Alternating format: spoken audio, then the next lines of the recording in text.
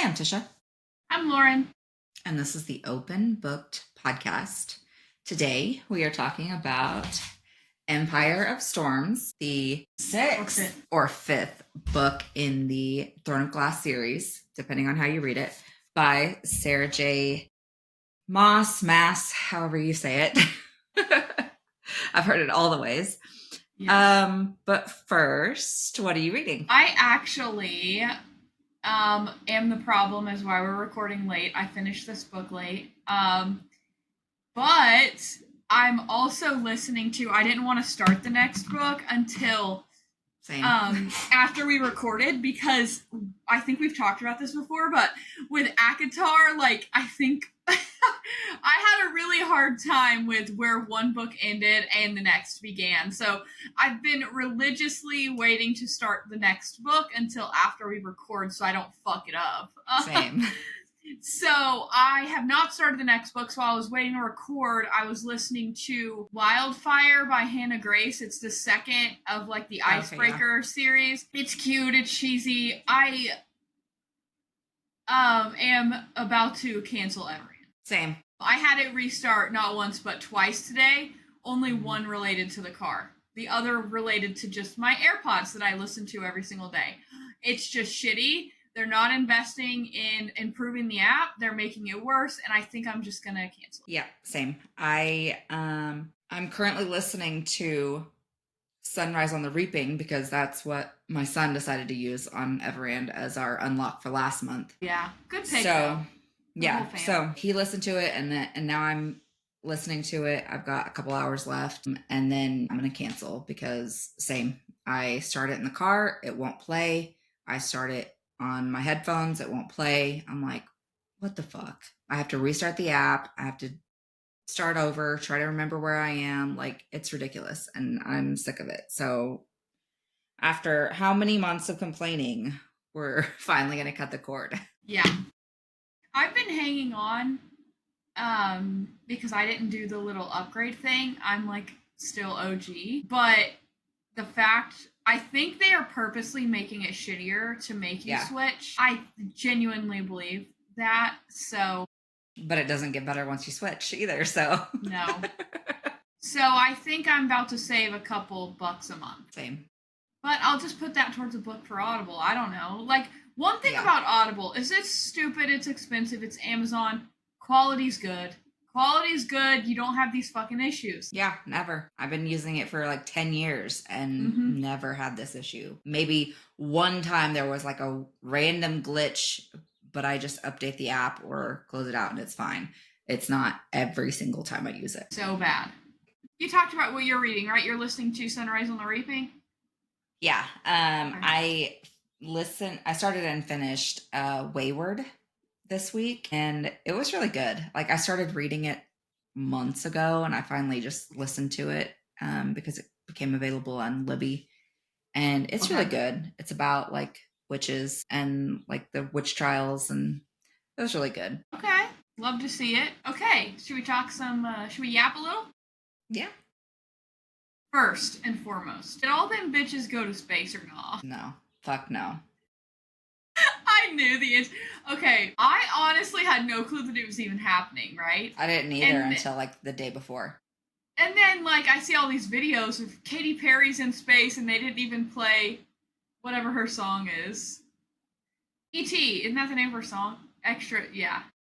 Yeah. And they were she didn't even play it. The thing I think is so funny is that they just think their shit doesn't stink now. Did you see the interview with Gail that's let me ask you a question. Have you ever been to space? And I'm like... You haven't either. You haven't either?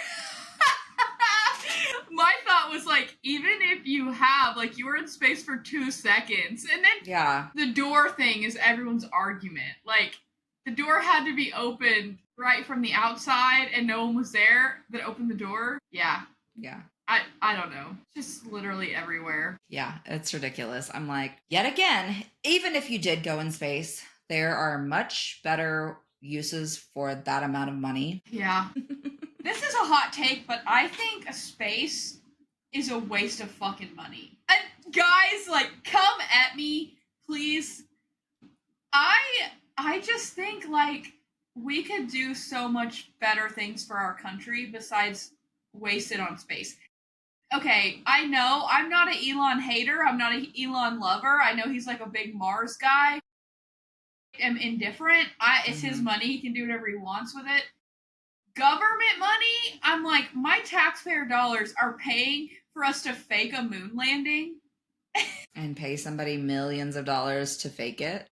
Yeah, like, let's fix the education system. Let's make better roads. Let's, I don't know. Kids. Yeah, help kids. Kids, specifically. Adults can help themselves. Kids, help kids. And, yeah, I don't know. Like, or just lower our taxes, you know? Like, that's a great solution as well. So, I'm just baffled that we wasted money on this and that it's all everyone can talk about. Mm-hmm. What's wrong with us as a society? Priorities, man. We're playing into it because we're talking about it right now. Yeah, unfortunately. Unfortunately. Yeah. Okay, so we were supposed to record on Easter. It's since past Easter.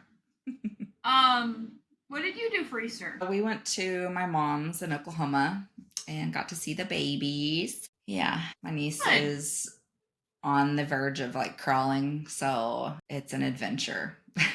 Yeah. Did you do the whole egg hunt shit or no? We actually didn't. This is the first year we haven't, but the kids didn't even miss it. They got toys, they got candy, Really? They got all the things. They didn't even notice. They didn't do it at school, though. I used to live for the egg hunt, even older. They did? They didn't. This is the first year they've not done one at school either. Yeah. They didn't mention anything about sending candy, about eggs. Like, usually we have to send them and their basket and all of the things. Nothing. I was like, this is weird. I was like, maybe we just don't do it at home either. Yeah, that is weird. As a kid, I like lived for the egg hunt because, you know, the grandma would always put some money in one and the money got higher as you got older and like, you know. And so everyone was looking for that golden egg, you know? Yeah. Jesse's mom would do it for us as adults. And with shooters? No, she doesn't do the shooters, but she would put money in it and then she would duct tape it camo and hide it hard. Wow, yeah. And there was one for each couple.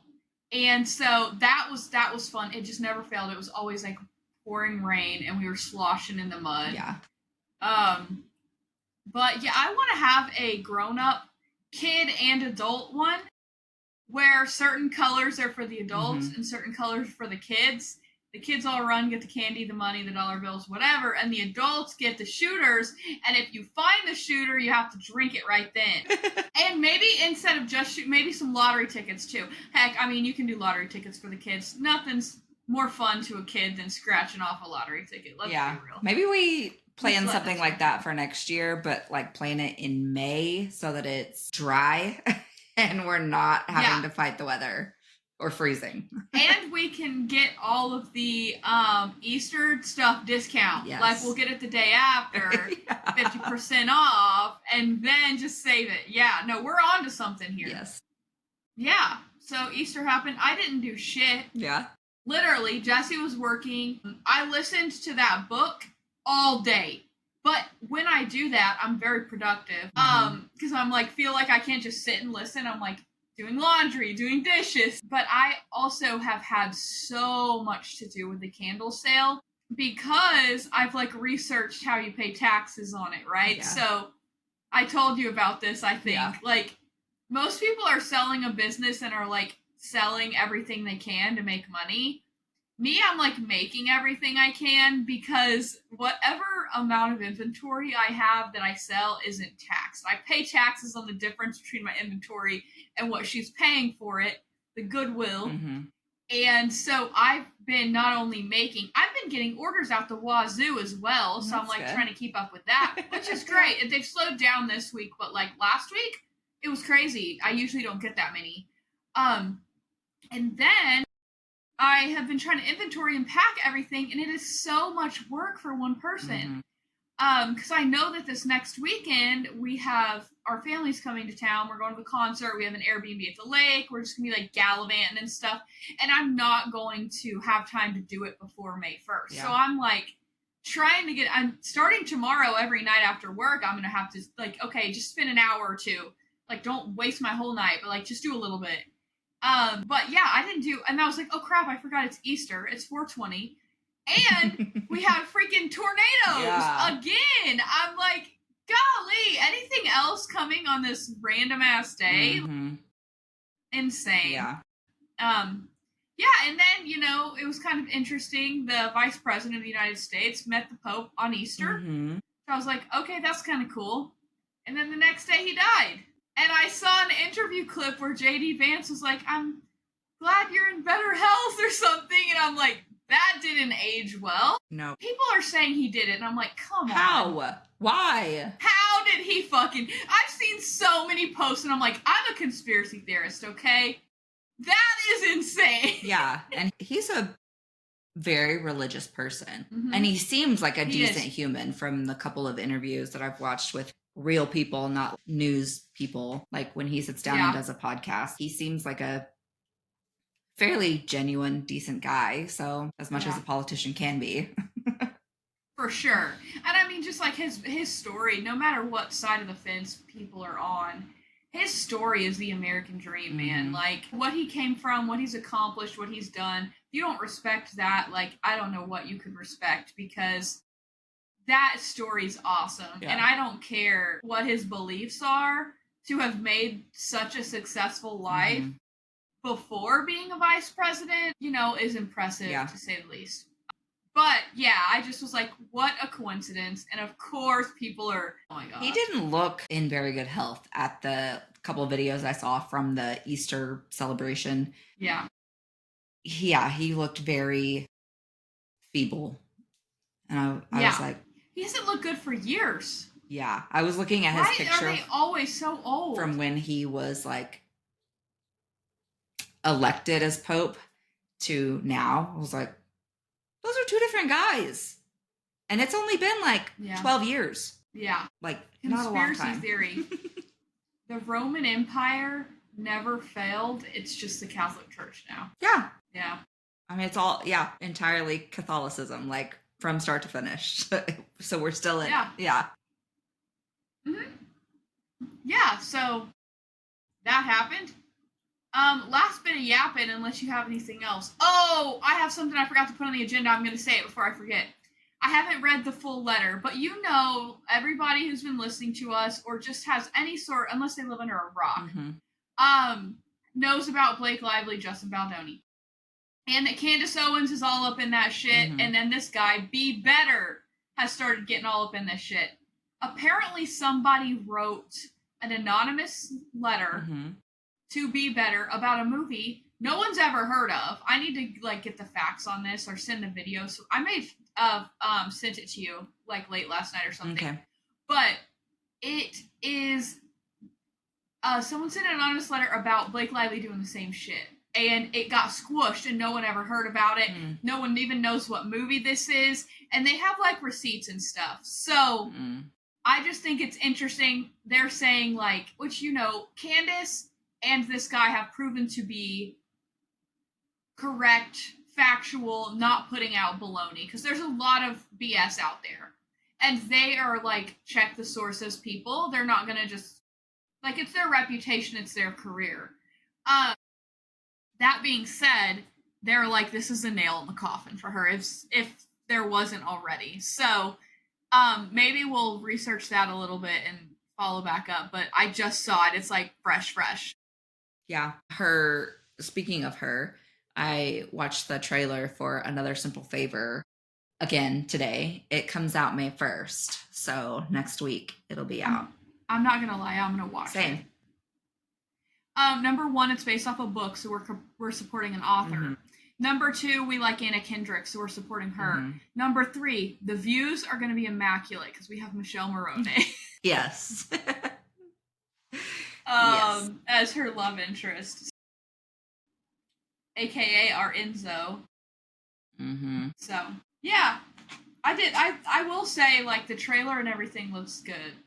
I love a good thriller. Yes. So we'll report back after the viewing. Last bit of business before we yap about Queen's SJM. Okay. We called it with FyreFest. 100%. We fucking called. We talked so much shit about this last week. Headline: FyreFest2 cancel. Really? No shit. I'm shocked. Yeah. Oh, man. They said refunds would be issued. I'm like, who the fuck even bought tickets already? Like, really? A lot of people. So, we'll see if people get a refund. Yeah. They said it was because the local governments were not in support of the event. I'm like, no wonder. Because you didn't register, you didn't do any of the things you needed to do to host such a big, loud event. Yeah, like we talked about this, that both locations they said it was going to be at says there's no permits, there's nothing, like it's not happening. So, like, you can't just say you're going to have something somewhere. Like, you have to check the boxes, my guy. Yeah. And you would think... Did you learn nothing? Yeah, you would think being the second attempt at this shit show that you would check at least the most basic of boxes to get this on the road. Like, that just doesn't even make sense. Like, how? Wild. For sure. But I'm glad. I'm glad it's canceled. Yeah, me too. Don't want anyone else to get, like, sick and end up in the hospital or whatever all happened, because there was just so much drama with it. Yeah. Initially. But, all right, are we ready to dive into this book? Yeah. We're getting in early today. You want to read that back? Sure. Only the greatest sacrifice can turn the tide of war. The long path to the throne has only just begun for Aelin Galathinius as war looms on the horizon. Loyalties have been broken and bought, friends have been lost and gained, and those who possess magic find themselves increasingly at odds with those who don't. With her heart sworn to the warrior prince by her side and her fealty pledged to the people she is determined to save, Aelin will delve into the depths of her power to protect those she loves.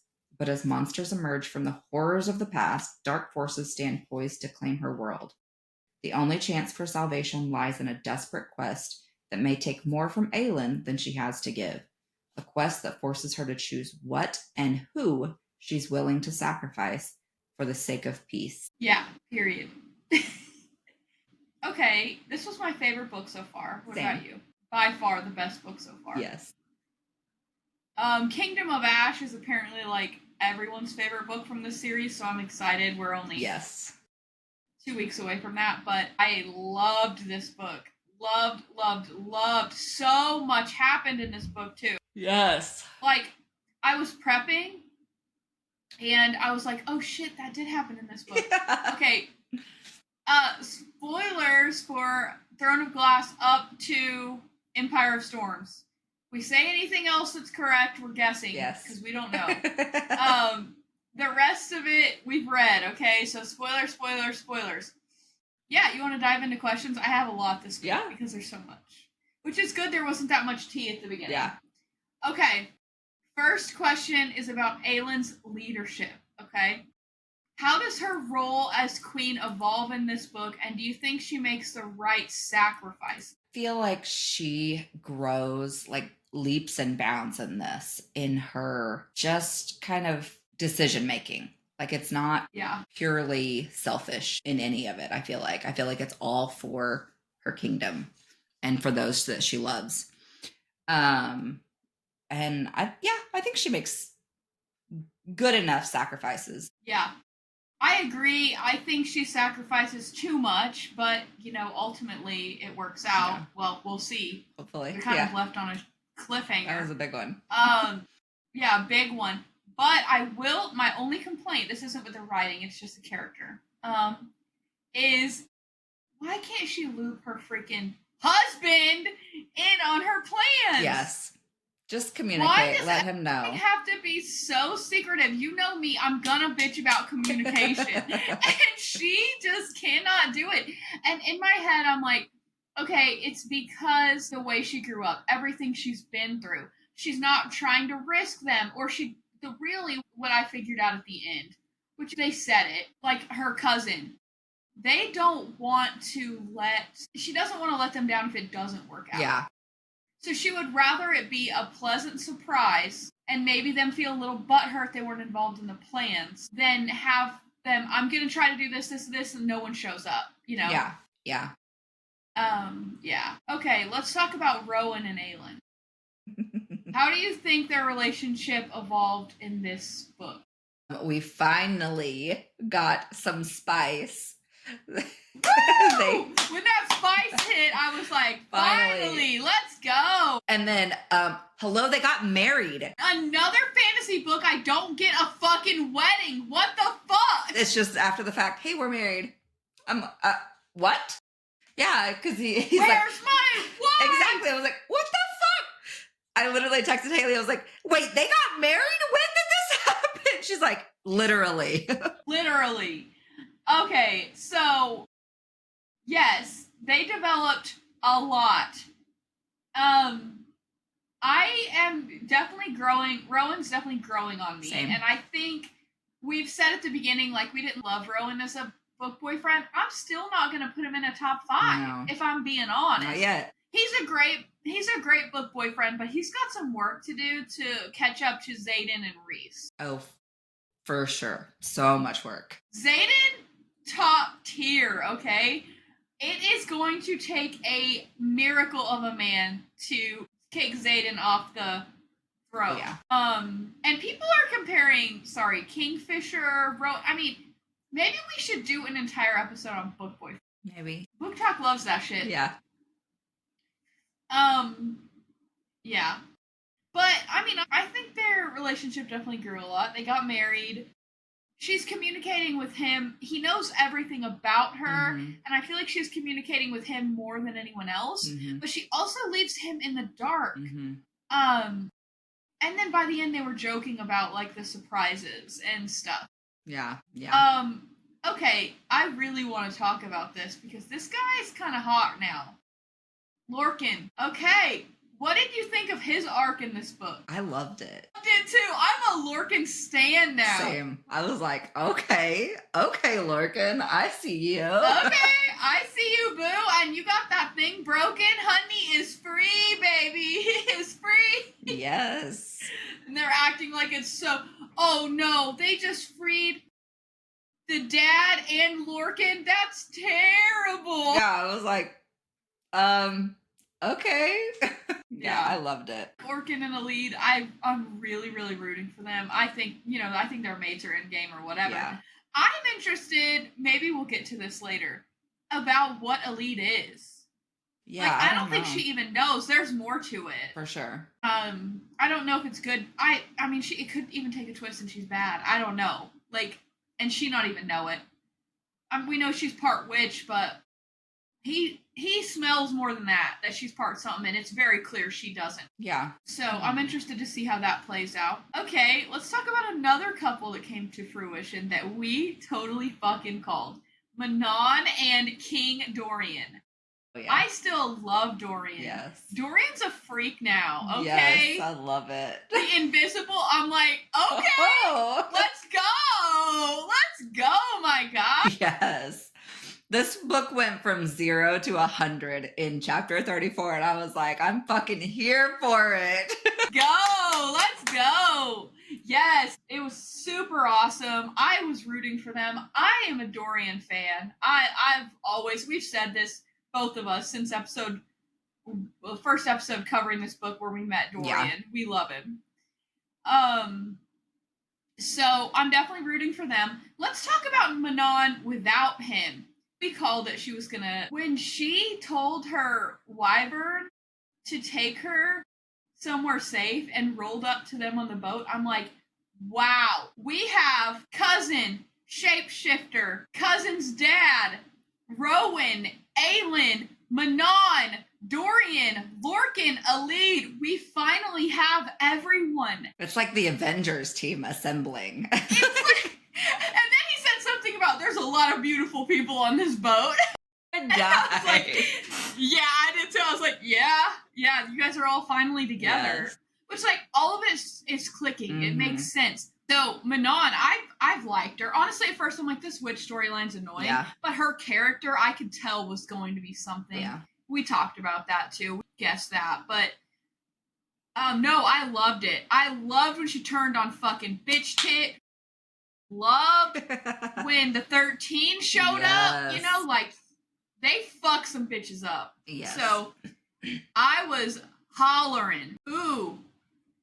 Okay, a lot of these are like, whatever. Okay, let's talk about the ending. This is not a question. This is just conversational here.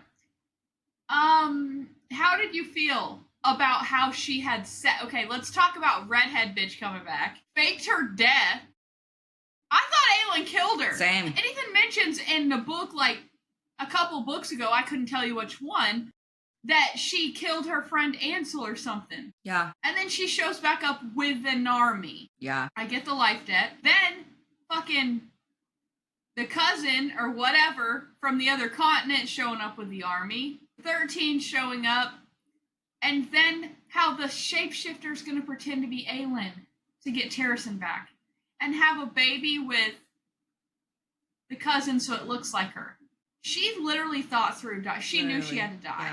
Yeah. Like, I almost started crying because I was like, she's literally sacrificing everything right now. And the fact that she was able to convince Lysandra to do this for her, like, I don't think she even had to convince her because she knew Lysandra was devoted to her and would do that. Like, she would do anything she asked. I think it says a lot about both of them that Lysandra would be willing to do that for her and that she deserves Lysandra to do that for her. Yeah. No, I agree. I think that just shows how she was thinking every step through, every possible scenario, every possible outcome. She had a plan for it. And as frustrated as I get that she didn't share it, like, when it all worked out, I'm like, I get it. Yeah. Yeah. But I know they're going to rescue her. I think Rowan was stuck on the fact that she planned all this thinking that they weren't going to come get her. And we both know Rowan's going to move heaven and earth to get her. Yeah. So, yeah, I don't think... I know we get her back. I don't know how. Yeah. There has to be this dramatic showdown between her and Maeve. 100%. Because, I mean, all of those people going after her, and they don't even know they're going after her. Like... Yeah. Fucking wild. It's going to be a battle for the ages. Like, it's going to be wild. Yeah. I can't decide if I think they're going to get Erewhon first.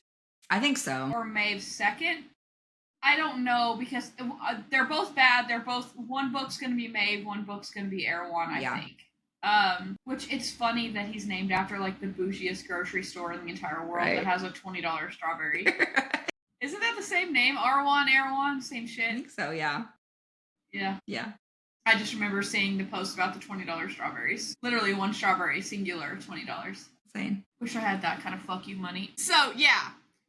I don't know which the next book's going to be, bad guy, but I think the main plot will be to get Aelin back. What about the third word key? That's the other thing. We think Erewhon has it, and it's a ring, but Manon, what a move for her to slip those in Manon's pocket, too. Fucking move. Wild. Yeah, I was like, no fucking way did she just do that. She just pulled it off so easily. Yeah. Yeah. Yeah. So many things she had to think about. I'm like, fuck, I can't think about, like, planning my grocery shopping trip. Like, which store do I go to first? Like, I can't imagine the detail that went into this. Also, like, the menu for, okay, I'm cooking breakfast, lunch, and dinner, but I'm using chicken in lunch this day, dinner the other day. How many ounces of chicken do I need? Like, every time. Yeah. And this bitch is creating armies and not even telling her husband.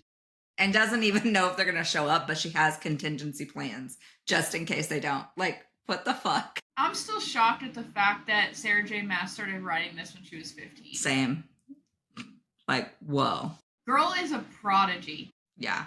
Yeah, if she doesn't get some sort of, like, Nobel Peace Prize or something out of this, what are we even here for? Like, yeah, we need a romanticy version of the Nobel Peace Prize, and we need to give it to Sarah J Maas for single-handedly creating a book awakening for all of us Twilight nerds that had a book awakening in middle school. For rejuvenating that. Yeah. Because that's what she's done. ACOTAR is everyone's gateway drug into the book talk community. Yeah. So, anyways, ending was wild. She's in a iron.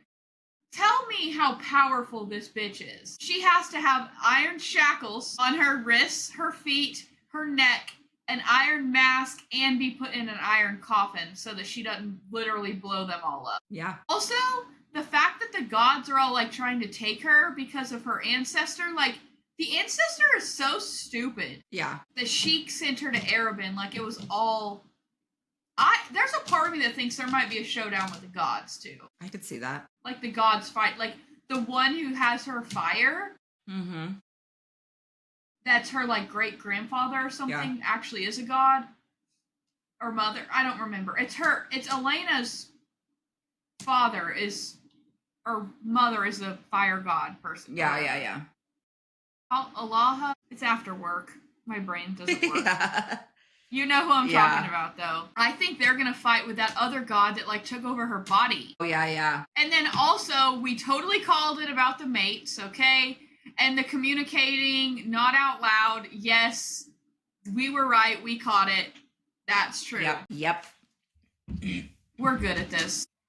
We've read a few books. Last week. Yeah. Actually, my reading goal, I don't even want to look because this series has me so far behind. That I'm gonna have to find like 100 novellas to get back on track. Yeah. But yeah, okay, let's see. Any other questions here? You have any other notes or anything? It actually might be a short up. Yeah. Oh, there was a comment made. It had to be fairly early. That blood needs blood, similar to the like calls to like, magic seeks magic. When Rowan said Aelin is my heart, I was like, oh, they're traveling, and he's like, when we get back to civilization, I'm gonna find you the nicest inn and like get her a bath in the I was like, that's love. Yeah, and a bathtub big enough for two or something like that. Yes. Okay. And the fact they're like trying to have a baby, like that was wild. Like the fact that we all thought she was pregnant, but she'd really just found out that she was gonna have to die. And she was like, I'm not taking contraceptive, but Fae children are so rare, I don't want to like. And I'm like, bitch, you got two enemies trying to kill you, and you're like, let's make a baby. Yeah. She's gonna end up pregnant. That's foreshadowing right there. For sure.